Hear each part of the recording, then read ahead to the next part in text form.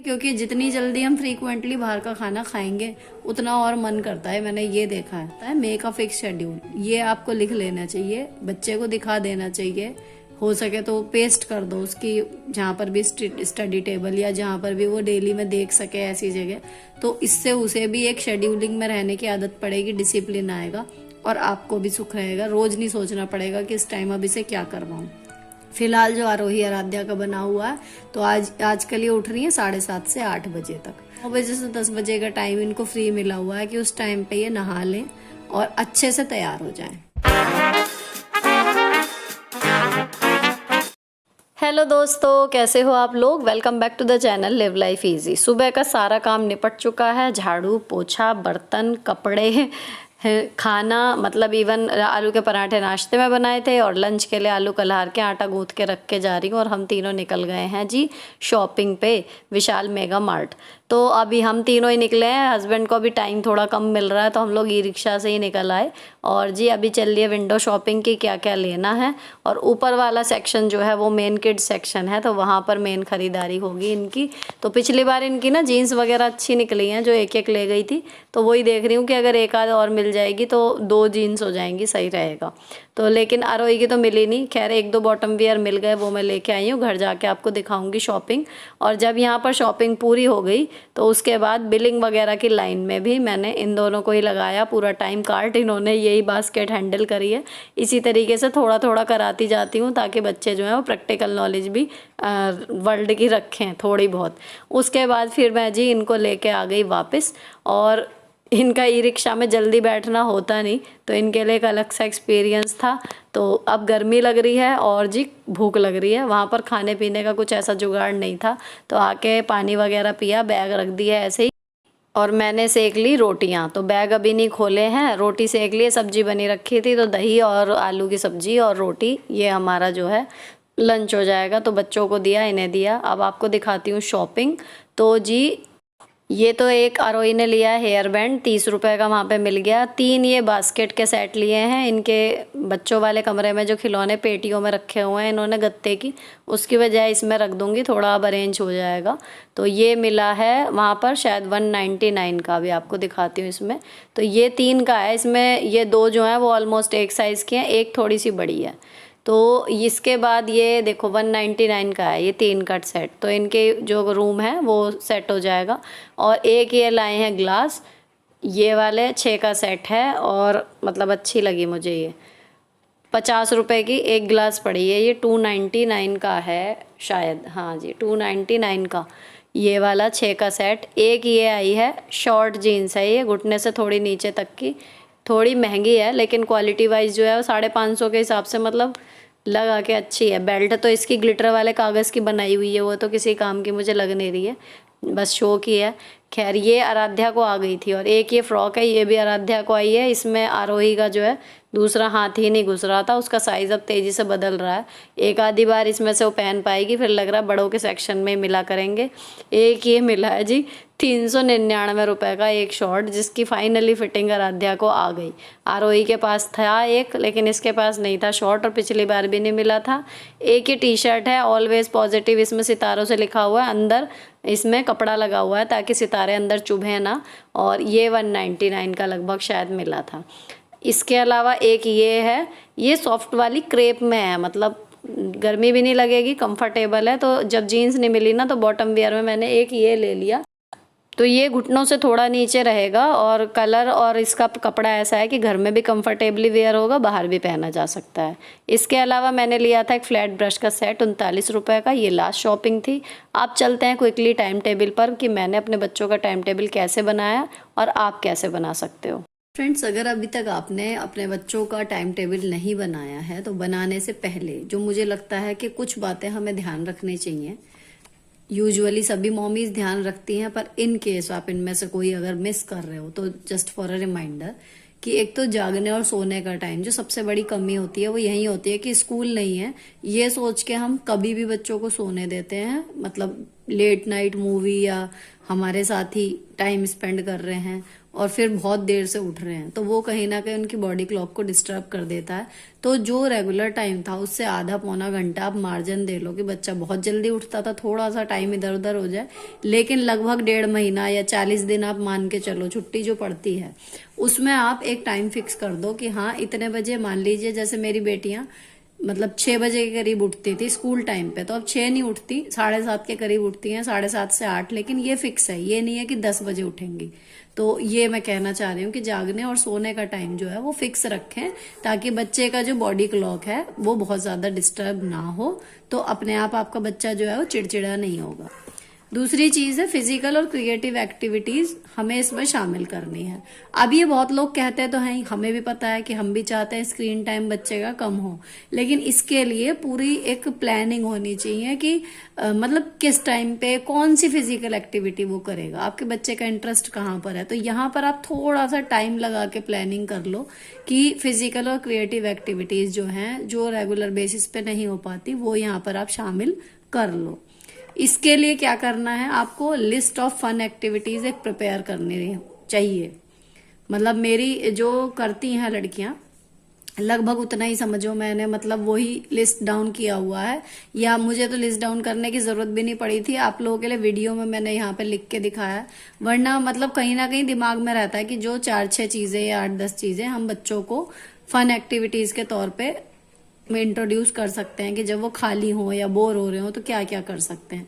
तो आपके पास दिमाग में या पेपर पे एक लिस्ट जरूर होनी चाहिए कि कुछ ऐसे कामों की जिनमें उन्हें मजा आता हो। Minimal and healthy home made food, यहाँ पर मैं क्यों ये चीज कहना चाह रही हूँ, कई बार जब मैं पढ़ती थी तब भी और अब भी बच्चे जो हैं छुट्टियों में अक्सर उनका वजन जो है वो उल्टा बढ़ जाता है। फिजिकल एक्टिविटी बढ़ने के बावजूद भी घर में पड़े हैं, वो लॉकडाउन वाली स्थिति हो जाती है कि मतलब बजाय टाइम पे खाने के कभी भी कुछ भी खा रहे हैं, तो कहीं ना कहीं वो चीज सही नहीं है। आप मिनिमल जितना मतलब खाना वो रेगुलर में खाते हैं उतना ही दो। बढ़ता बच्चा है, थोड़ी बहुत डाइट बढ़ रही है, वो एक अलग चीज है, और कोशिश करो कि घर की खाना खाए, सारी चीजें घर में ही जितनी हो सके। वंस इन अ वीक या वंस इन अ 15 डेज आप सोचो कि कुछ बाहर का खा लिया ठीक है, बाकी घर का ही खाना खाते रहें।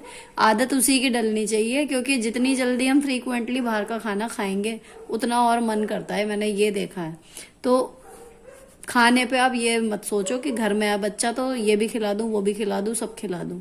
एक लिमिट में जो रेगुलर उसकी ईटिंग शेड्यूल है उसी के अकॉर्डिंग चलते रहो तो ठीक रहता है। अब यहाँ पर आता है मेक अ फिक्स शेड्यूल, ये आपको लिख लेना चाहिए, बच्चे को दिखा देना चाहिए, हो सके तो पेस्ट कर दो उसकी जहाँ पर भी स्टडी टेबल या जहाँ पर भी वो डेली में देख सके ऐसी जगह, तो इससे उसे भी एक शेड्यूलिंग में रहने की आदत पड़ेगी, डिसिप्लिन आएगा और आपको भी सुख रहेगा। रोज नहीं सोचना पड़ेगा कि इस टाइम अब इसे क्या करवाऊं। अब जो फन एक्टिविटीज की लिस्ट की मैं बात कर रही थी वो देखते हैं कि मैंने अपनी बेटियों के लिए क्या बनाई हुई है, क्या क्या काम वो फन एक्टिविटीज में कर लेती हैं। आप यहाँ पर चेंज करेंगे अपने बच्चे के नेचर, उसकी इंटरेस्ट और उसकी एज के अकॉर्डिंग। आपके पास कोई फन एक्टिविटीज मान लीजिए आपके माइंड में नहीं आ रही, तो आप क्या करोगे, आप यूट्यूब पे देख लो, इस टाइम पे भी क्या पुराने क्या बहुत सारे वीडियोस में बहुत सारी एक्टिविटीज आपको मिल जाएंगी जैसे प्ले स्कूल में खिलाते हैं। तो जो आपके रूटीन और घर में अवेलेबल सामान के आधार पे आपके बच्चे की रुचि के अनुसार आप उनमें से ऑप्ट कर सको, आप उन्हें इस लिस्ट में मतलब जोड़ लो। तो मेरी जो ये बेटियां करती हैं देखो फन एक्टिविटीज में, इस बार इनको प्लेइंग कार्ड ला के दिए हैं, ये अपनी बुआ के यहाँ गई थी, इनको अच्छा लगा, चलो ये एक इंडोर गेम हो गया। डॉल हाउस खेल लेती हैं, ये एक इंडोर गेम हो गया इनका।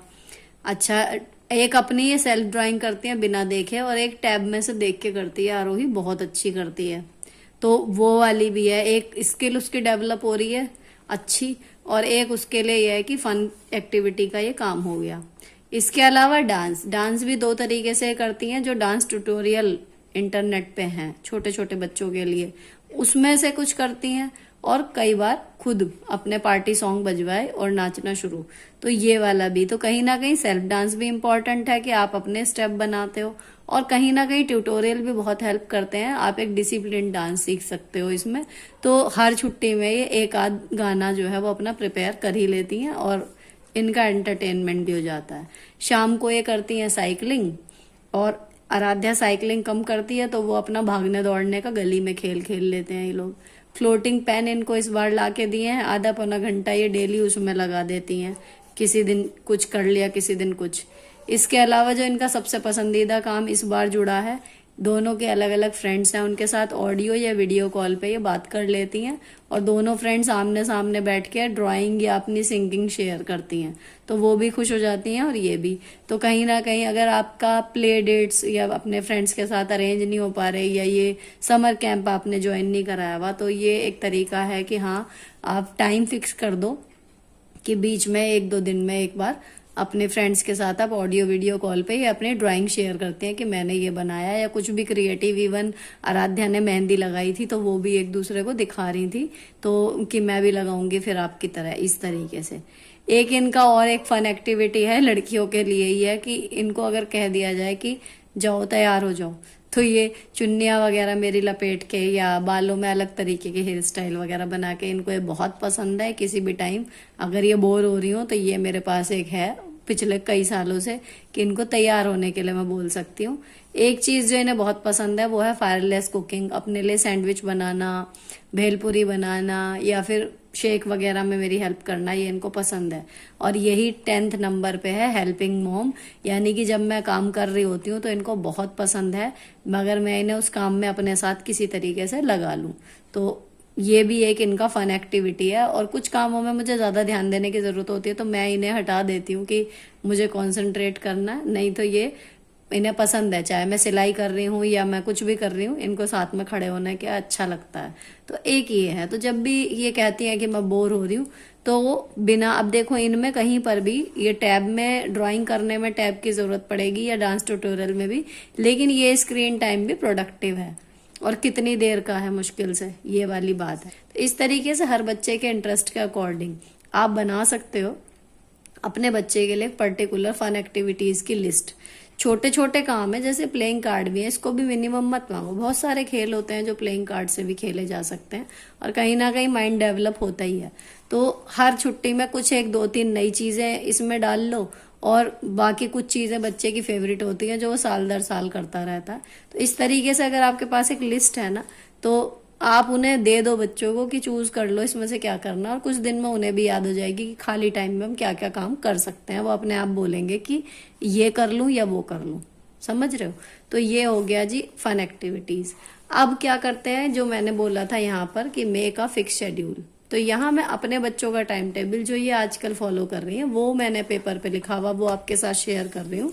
आप अपने बच्चे के अकॉर्डिंग बिल्कुल इससे अलग बना सकते हो सकता है आपने अपने बच्चे को समर कैंप ज्वाइन करवाया हुआ तो उसका शेड्यूल बिल्कुल अलग हो जाएगा, उसी के अकॉर्डिंग हो जाएगा। हो सकता है आपके बच्चे ने कोई स्पोर्ट्स क्लास ज्वाइन कर रखी हो या कुछ और है।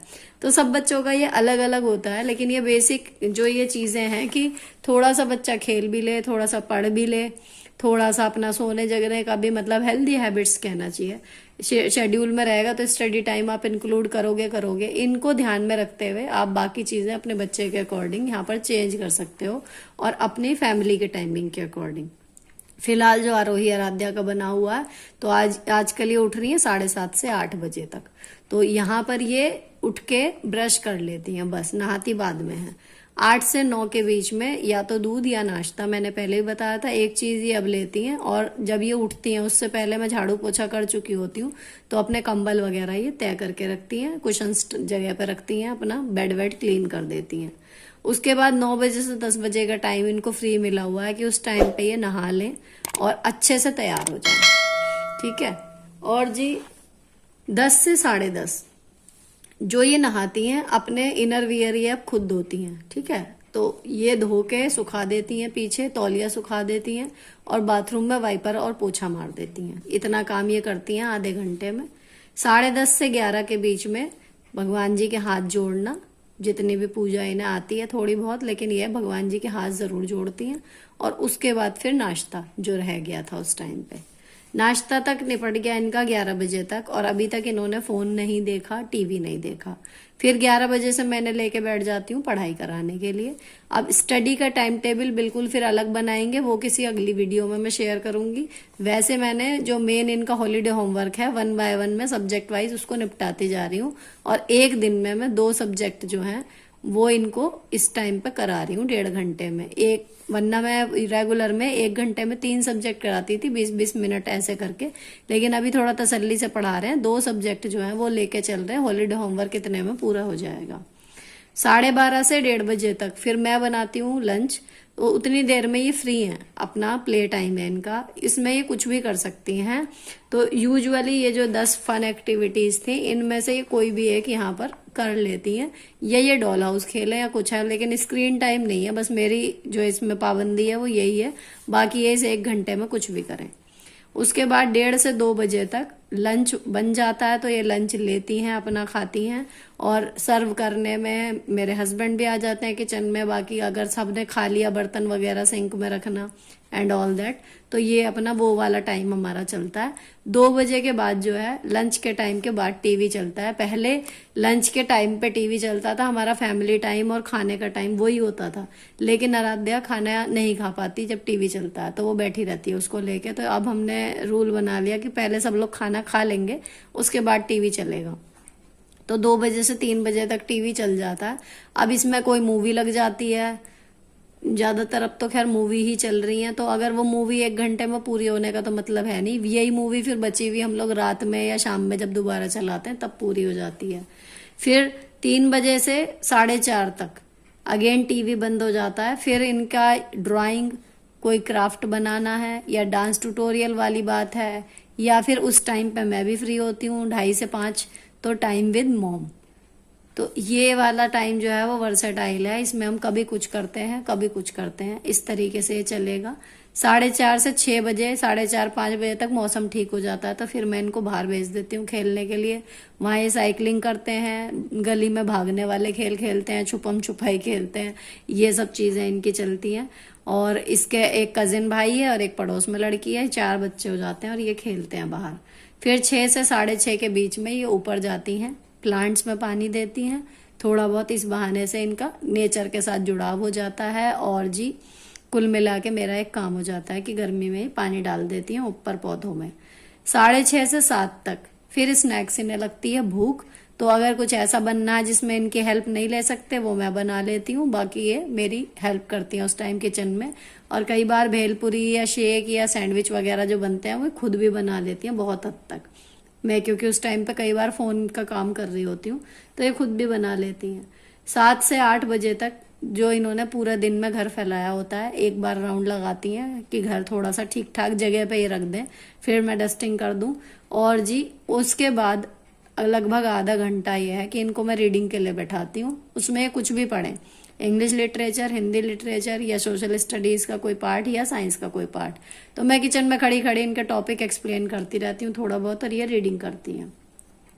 8 बजे से 9 बजे तक अगेन किचन में मैं खड़ी हूँ, तो कई बोतल में पानी भरना है, कोई सामान फ्रिज में रखना है, कुछ निकालना है, या कई बार चॉपिंग में, चॉपर वाले में भी अभी ये हाथ लगाने लगी हैं। तो मतलब कुल मिला के हेल्पिंग मॉम। और उसके बाद हैविंग डिनर, डिनर हो गया हमारा 9 बजे तक। 9 से 9:30 तक कभी ये फिर वर्सेटाइल टाइम है कि हम वॉक पे जा सकते हैं, टीवी चल सकता है, टैब में कुछ देख सकती हैं ये, या फिर फैमिली फन, हम लोग जैसे कई बार फनी सी अंताक्षरी खेलते हैं गानों की बजाय और चीज़ों की, कभी प्लेसेस की जो हम घूमना चाहते हैं, या फिर नामों की, तो एक फनी नाम निकल के आते हैं। तो कुल मिला के ये हमारा फैमिली टाइम होता है आधे घंटे का। और अगर इसमें मैं बर्तन वगैरह मांज रही होती तो मैं किचन से ही इसमें भाग ले लेती हूँ, बाकी ये लोग तीनों अपना बैठे रहते हैं यहीं पर लॉबी में। और ये सब समेटते हुए लगभग 10 बजे तक फिक्स है कि 10 बजे तक इनको सुला देना है।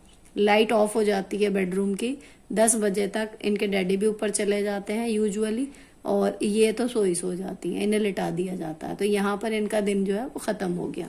तो ये था जी ये बच्चों का टाइम टेबल।